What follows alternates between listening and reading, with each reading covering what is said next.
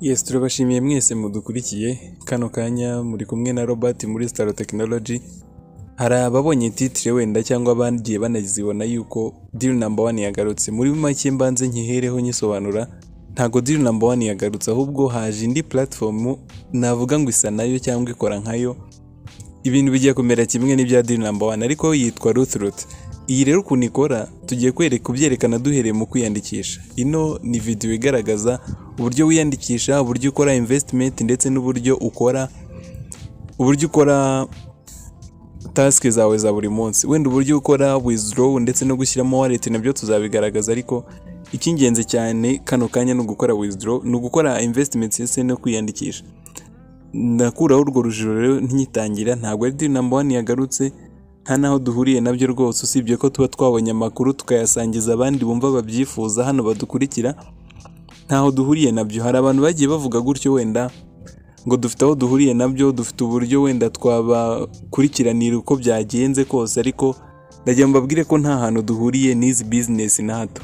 Ndumva rero ibyo ngibyo ari ibyo nababwira nyine nkuko bisanzwe, gushorayo wihanganiye guhomba kuko ntago uzi igihe zarangirira, usibye nyine gupima amahirwe. Icyo nkora nuko mba nabonye amakuru nkayasangiza abantu nyine nkuko harimo ababa babikeneye bashobora kuyireba bakinvestinga bakagira inyungu bakuramo, ariko ugomba gukora ukurikije nyine uko umutima wakubwira ndetse ugashorayo wumva wakwihanganira guhomba.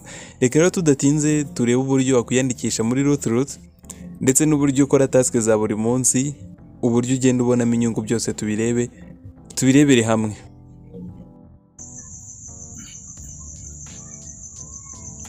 Hano ni mu buryo bwo kwiyandikisha.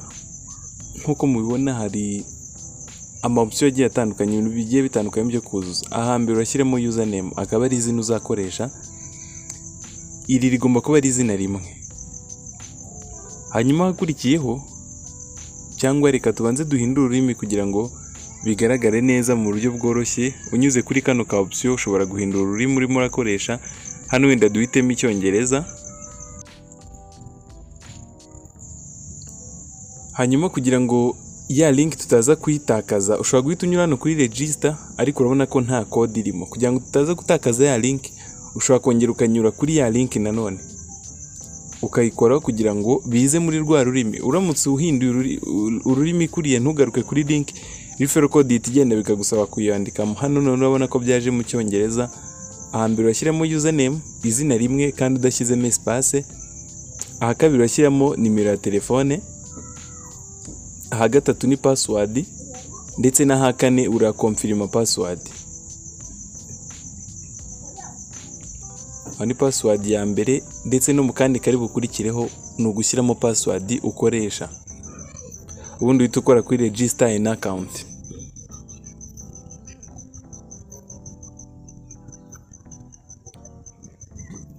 Urabona ko none account yamaze gukorwa.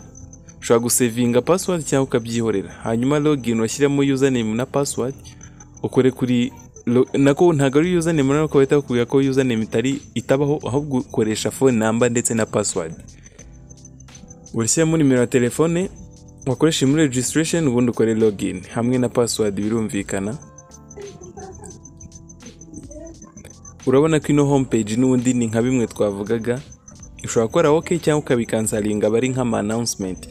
Hanyuma gukora task byo nabyo turabireba. Uramutse uje hano kuri order, urabona ko nta order nimwe ndakora. Uje hano hagati kuri grabbing ama order, nta nimwe nayo nakora, ariko urabona ko byose n'ubundi page imeze nk'imwe ya mbere twari dufite. Hose kuri customer, kuri mine, hose ugiye ujyaho uraza gusanga byose bigiye bimeze kimwe n'ibya mbere n'ubundi twari dufite.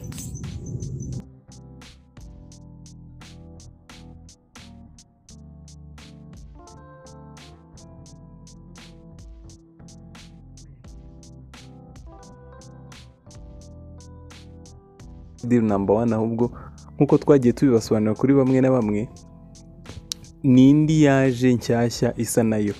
Umuntu waba ushaka kuyifatirana, ubu ni bwo buryo tugiye kwerekana uburyo ukora investment ndetse n'uburyo ukora task zawe za buri munsi kugira ngo ugende wunguka. Iyo noneho bisa naho inyungu iri hejuru ho gato ya Dealno1 ku bantu bayikoze, kuko iyi ngiyi ifite inyungu ya 3.1% buri munsi byayo washyizemo, byayo ufite kuri account ubwo ngubwo.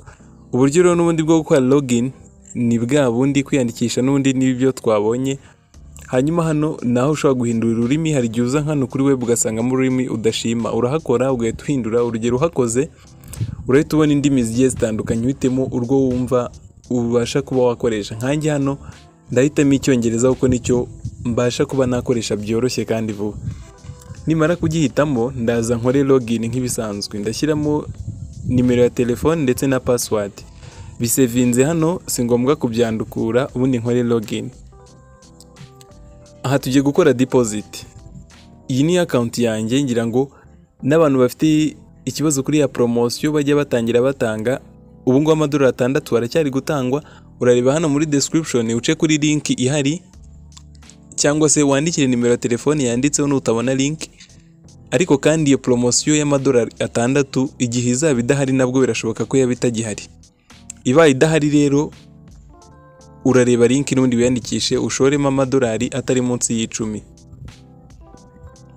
Ibyo ntacyo bitwaye. Hano twe tuje hano kugira ngo tubanze turebe kuri account details. Urabona ko ngiwe amadolari 6 bari bamaze kuyama. Hariho 3 hakaza na 3 yose hamwe akaba 6. 6 yo tugiye muri withdraw records yabaye approved na nayabikuje already. Reka rero turebe noneho uburyo ukora deposit. Ushobora guhera kuri ariya nyine, urabona ko wanayabikuza, ushatse ushobora kwanga kuyabikuza ukawongeraho andi, byose birashoboka. Icyo ukora rero ushobora kuzana umurimi, ariko uburyo bwiza bwo kubikora reka duce hano kuri home page.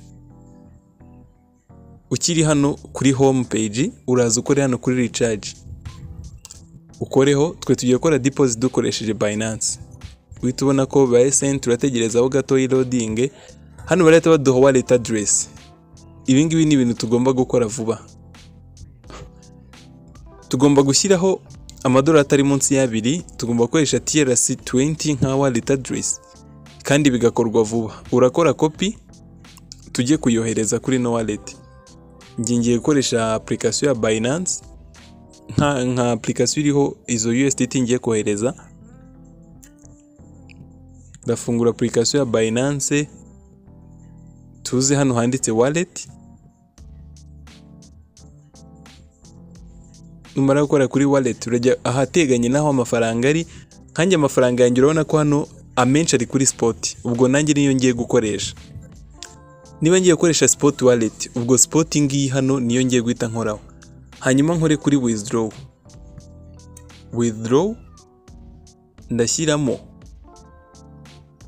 ndahitamo icyo nshaka gukora withdraw. Nka mu coin mfitemo TRC, mfitemo coin ya Tron, nkagiramo Dogecoin, nkagiramo na USDT. Ndahitamo USDT kuko niyo ngomba gukoresha. Ubundi mpitamo send via crypto network. Ni crypto network n'ubundi ngiye koherezaho. Hano ndapestingamo ya wallet address maze gukorera copy. Nimara kuyipestingamo hano ndahitamo network. Batubwiye ko ari TRC20 turi bukoreshe ngiyi hano. Ndayihitamo mpite nkora confirm. Nimara gukora confirm hano ndashyira mu mubare w'amadolari ndi bushyiremo, ndashyiramo 10.8 kubera yuko hano mu kohereza bakata amadolari 0.8. Nkuko mubibona hano araza kugera kuri platform ari amadolari 10. Hano rero ndahitamo niba nyakura kuri spot cyangwa kuri funding. Hano ndagakuraho gasigare kuri spot wallet gusa, kuko spot wallet ni iriho amadolari 18, funding hariho 4. Ngiye kohereza 10.8 kuri ya wallet mpite nkora kuri withdraw. Ni nkora withdraw ndakora confirm, ni nko kukwereka ibyo ugiye gukora muri make. Mpite nsaba code kuri email ndetse no kuri telefone, hombi ndakoraho ntegereze ko code ziza kugira ngo mpite nzuzuzamo hariya. Ibi ngibi ugomba kubikurikiza step by step, hatagira ikosa na ritoya ribamo. Iyi ni ya nimero ya telefone iraje, ndahita nyishyira hajya iya nimero ya telefone. Hanyuma hano kuri email naho hari yajeho, ngiyi code ndakora copy. Ubundi ngaruke hano kuri Bsnss nyishyiremo, nkore submit. Maze gukora submit urabona ko birarangiye. nshobora guhita njya kuri view history kugira ngo menye neza koko niba yamaze kujyayo cyangwa atari yajyaho. Urabona ko hano biracyari muri processing. Hari abantu bajya bagira kino kibazo akabona ari muri processing akagira ngo yageze kuri platform. Hoya ntago aba yakagera kuri platform neza. Ugomba kuba uretse gatoya hano akaba completed. Amaze kuba completed nibwo no kuri platform noneho aba yamaze kugeraho. Ntago hano wahita wihutira kujya kuri refreshinga muri platform kandi Binance itari yayarekura ngo agere muri platform. Ugomba kuba utegerejeho gatoya. Ushobora kunyuzamo ukajya refreshinga kubera yuko USDT ntago zisaba network confirmation nyinshi ku buryo byatinda, akenshi birihuta. Turaba dutegerejeho gatoya. Mu gihe dutegereje rero reka mvuge kano kantu. Hari abantu bakunda gushora amafaranga muri online business badakurikije akantu nkunze kuvugaho. Hano ushoramo amafaranga wumva wakwihanganira guhomba. Ntago ari ngombwa ngo ushyiremo amafaranga wafashe nk'ideni niba koko nta mafaranga ufite. Ntago uri wo gushora muri online business pe, kuko ntago ubuzi abo yashoreye, ntago ubuzi icyo bagiye kuyakoresha. Ugomba gushyiramo amafaranga wumva wakwihanganira guhomba, ku buryo aramutse anagize ikibazo cya ibyo ushoyemo ntibikunde nk'uko wabye expectingaga, bitagutera ikibazo. Nkaya ngange niba nyashyizemo nzi neza ko naramuka ahombye, ntago nzirirwa nsakuza, ntago nzirirwa mburana, nta nubwo nzarenga rwose pe, bameze nk'uyahebye. Niba rero udakurikiza iyo, niba nabyita nk'ihame ry'ama online business, aho ngaho rwose ntago uri mu murongo muzima. Ugomba gushyira amafaranga wumva wakwihanganira guhomba kandi ukabikorana neza mu bwenge. Niba hari n'umuntu ugiye kwemvita mu kugira ngo mukorane business, ukamubwiza ukuri ntumubeshye. Nk'iyi ngiyi tuyikora bwa mbere Dealno1 yarahombye, ntago wamenya ngo izafunga ryari, usibye nyine kubiha icyo cyizere gusa ukayashyiramo ugira ngo nawe ugire inyungu ubonamo, ariko ntago uzi igihe business izarangirira. Karako nagira ngo tuvugeho, ariko reka dukomeze dutegereze turebe ko amafaranga agera muri platform. Yes, hano none urabona ko abaye completed. Reka dusubire kuri platform. Iyo ni email ya Binance, uhita wakira na email ya Binance yuko amafaranga yamaze kurekurwa. Binance yamaze kuyarekura. Hano ndagaruka nkore login n'ubundi kuri account yanjye, turebe niba koko amafaranga twoherejeho yagezeho. Aha ngaha tayari urabona ko balance $10. Mbere twabonaga ko hariho 0, hano ni $10 yamaze kugeraho. Igisigaye no gukomeza kujya ukora task ukabona 3.5 bya 3.1 byawe buri munsi. Ukora task rero nta kundi uraza hano ugakora begin to snatch order.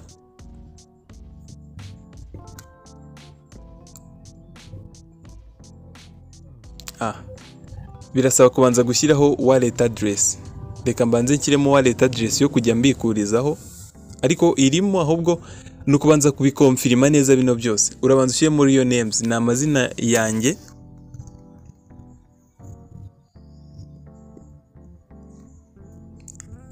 na nimero ya telefone,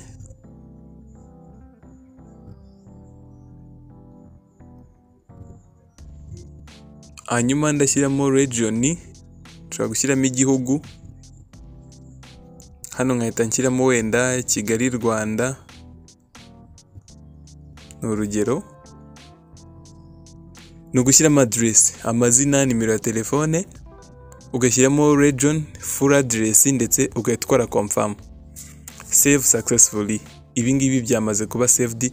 Ubu noneho twatangira gukora order hano kuri begin to snatch order. Aho urabona ko noneho order ziri kuza.